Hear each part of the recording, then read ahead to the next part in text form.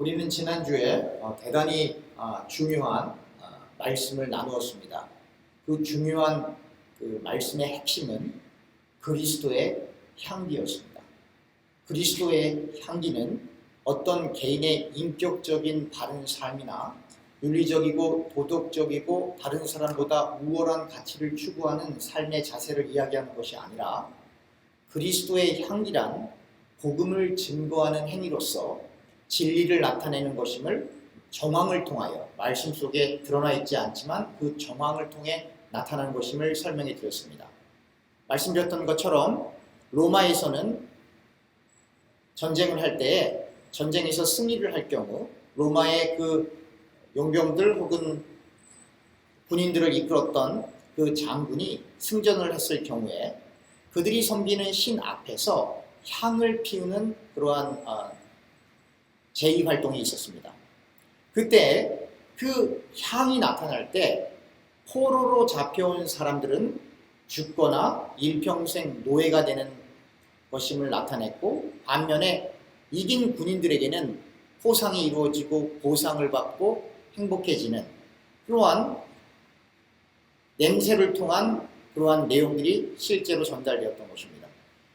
바울은 그 내용을 너무나도 잘 알고 있었기 때문에 그리스도의 향기라는 그 표현을 썼을 때 바울 당시에 살고 있었던 기독교인들은 자연스럽게 로마 장군이 향을 피웠던 그 향을 기억하게 되었고, 그때 패자는 죽음과 노예로, 승자는 멸류관과 기쁨을 누리는 것을 자연스럽게 습득했기 때문에 그 실제적인 시대 속에 살고 있었던 기독교인들은 알고 있었던 것이죠. 그래서 이런 표현이 나오는 거예요. 이기는 자는, 그런 표현이 성경에 나오는 거예요. 무엇을 이기는 자입니까?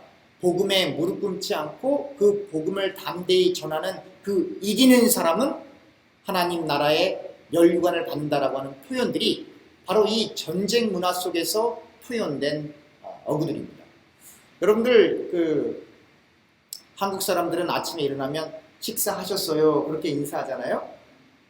그 단순한 표현을 통해서 과거에 한국 사람들은 많이 경제적으로 어려웠고, 그리고 보릿고개라든지 하는 그러한 것들을 통해서 식사를 해결하는 것이 참으로 어려웠다라고 하는 것을 역사적인 정황을 통해 쉽게 알 수 있는 것입니다. 그런데 한국 사람들은 아침에 식사하셨어요가 인사지만 유대인들은 꼭 아침은 아니더라도 평상시 인사할 때 이렇게 인사를 합니다. 샬롬. 그 이유는 그렇습니다. 이스라엘 백성들은 수많은 침략을 받았어요. 자녀들이 포로로 잡혀가고 가족들이 보는 앞에서 살해를 당하고, 그래서 서로가 만나게 되면 인사를 하는 거예요. 샬롬. 오늘은 괜찮니? 오늘은 평화롭니?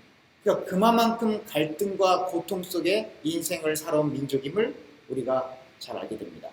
구약 성경만 읽어봐도 수많은 전쟁으로 북왕국, 남왕국 멸망하는 것뿐만 아니라 계속해서 포로로 잡혀가게 되지 않습니까? 그뿐 아니죠. 근대사로 넘어오면서 아우슈비츠 감옥에서 수많은 유대인들이 독가스에서 죽어나갔어요. 그러니까 오늘날도 만나면 샬롬 그렇게 인사를 할 수밖에 없는 상황 속에 있는 것입니다. 이렇게 아침에 만났을 때 식사하셨어요? 라고 하는 그 간단한 어구, 샬롬이라고 하는 그 한 단어가 그 사람들의 상황과 처한 배경을 설명해 주는 것처럼 그것을 모르는 상태에서 식사하셨어요? 라고 하는 그 말을 들었을 때는 아무런 느낌이 없는 거죠. 샬롬 했을 때 아무런 느낌이 없는 거죠. 그러나 그 정황과 상황을 알고 있는 사람에게는 그 어구가 무엇을 이야기하는 것처럼 피부로 다가오는 것처럼 여러분들과 제가 성경을 읽었을 때 바로 이 정황을 분명하게 알아야 하는 이유가 바로 여기 있는 것입니다.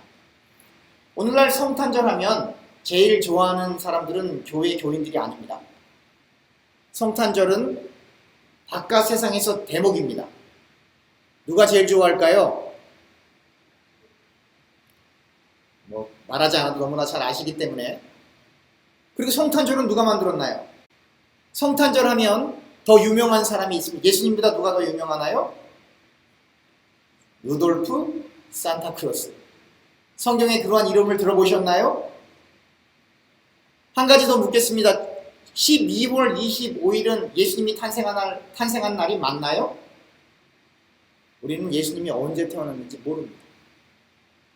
그런데 결과적으로는 성경에 등장했던 예수님께서 탄생했던 그 이야기는 분명히 있는데, 예수님을 믿는 사람들보다 예수님을 믿지 않는 바깥에 있는 사람들이 더 성탄절에 더 관심이 많아요. 왜냐하면 비즈니스를 해서 더 많은 이익을 누리기 때문입니다.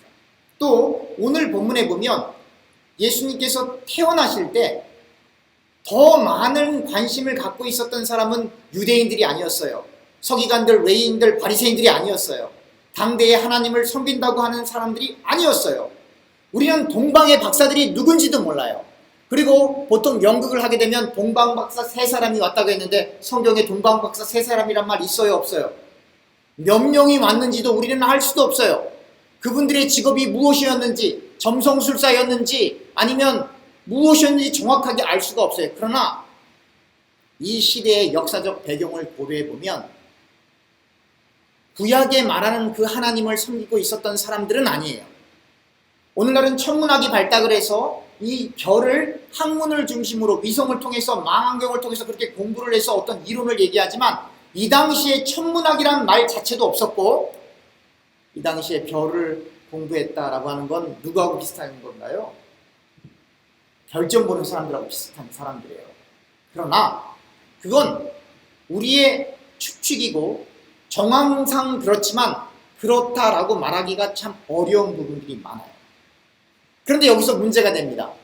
종교다원론을 주장하거나 기독교를 기나 샤머니즘으로 이끌고 가려고 하는 사람들은 예수님이 베들레헴에서 탄생했대 거기에 중점을 두는 게 아니고, 그거 봐라, 별을 공부하는 사람들이 예수님을 발견했잖아, 다음 주에 우리 점 보러 가자, 그렇게 되는 거예요.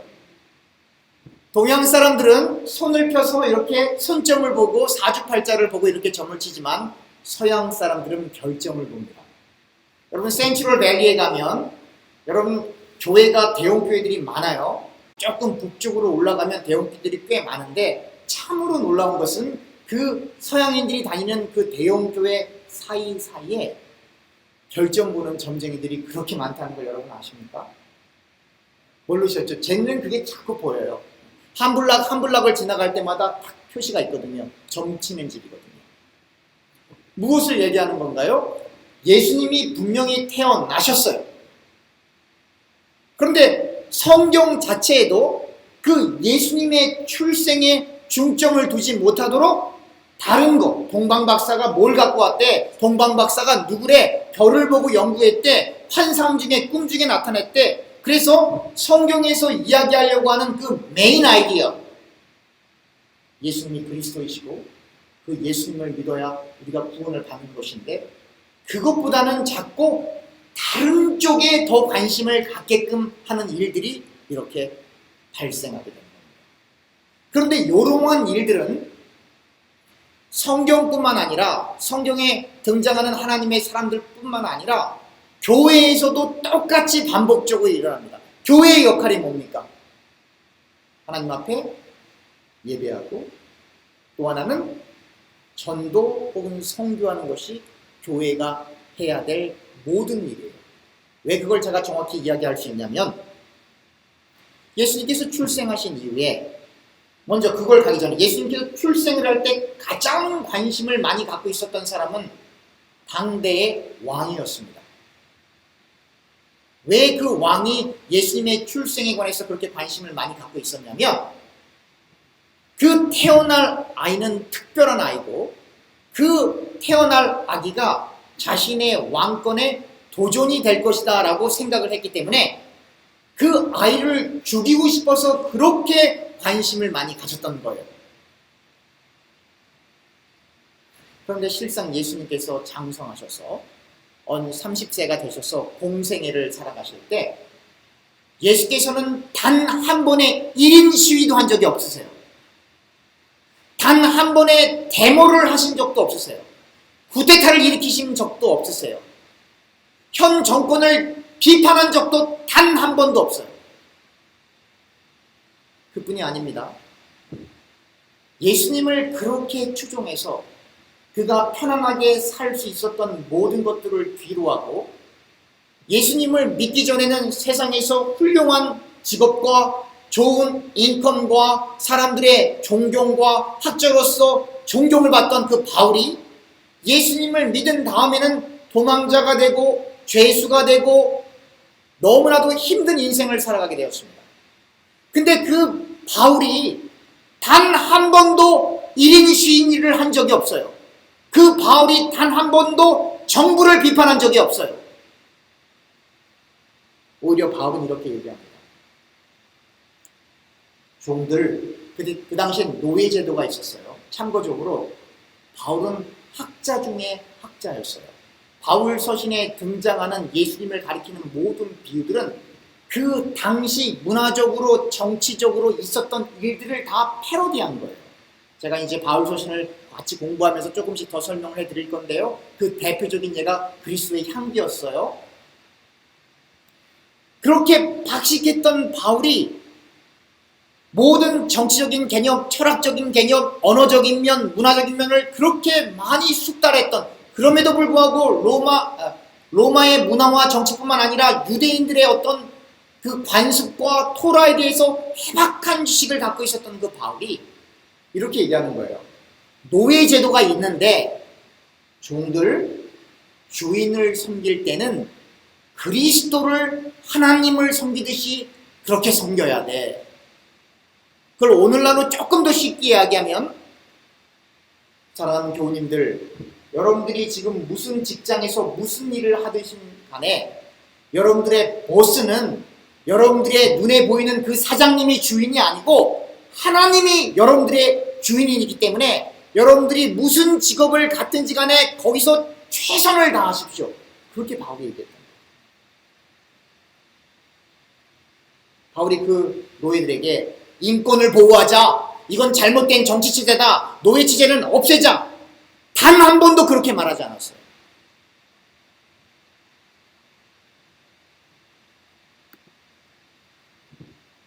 그렇게 했던 이유는 그 헤롯 왕이 그렇게 우려했던 그 예수님이 하나님 나라를 이 땅에 도래시키는 그 일을 하기는 하셨는데, 그 하나님 나라의 도래는 이 땅에서 하나님 나라를 건설하는 게 아니다라고 하는 거예요.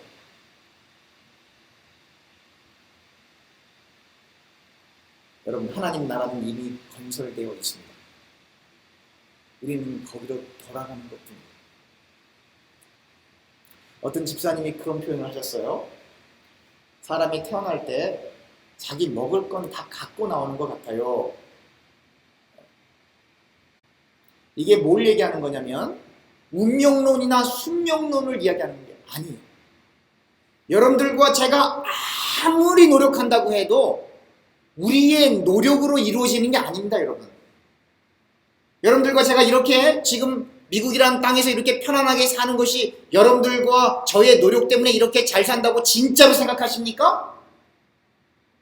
여러분들보다 저보다 10배, 20배, 100배, 10,000배 더 노력하는 사람들도 많아요. 그 가운데는 30세에 죽은 사람도 있고 40세에 죽은 사람도 있고, 엊그저께 아는 LA에서 어떤 집사님이 연락이 왔는데, 목사님, 우리 교회 집사님이 49살밖에 안 됐는데 하나님 나라 갔어요. 그렇게 하소연하시는 분도 있고,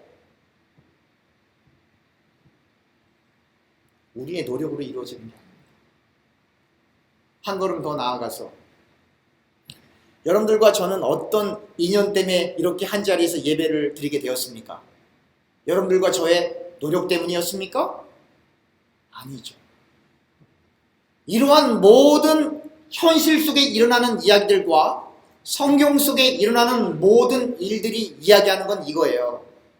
인생들아, 죄송합니다, 까불지 말고 하나님 앞에 무릎 꿇어라.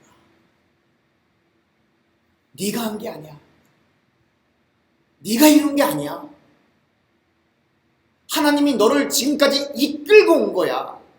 그거를 깨달아야 그야말로 성경이 말하는 겸손이라고 하는 것을 실천하는 게 아니고 그 자리로 그냥 끌려가게 되는 거예요.